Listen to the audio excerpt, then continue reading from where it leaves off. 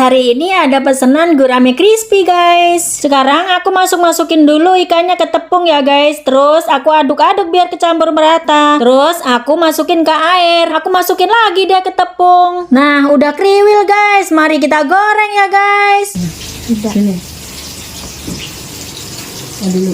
Iya lupa. Tadi aku udah goreng tulangnya duluan ya guys. Jadi aku mau angkat dulu ini. Nah, baru sekarang aku goreng dagingnya yang udah kriwil ini.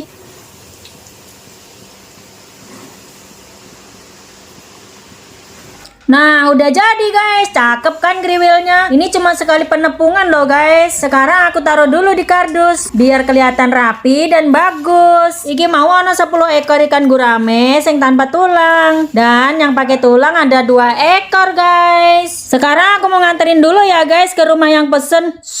Aku nganterinnya sama pak suami sama bocilku. Tahu-tahu udah nyampe ke rumah yang pesen guys. Haha, bayaran.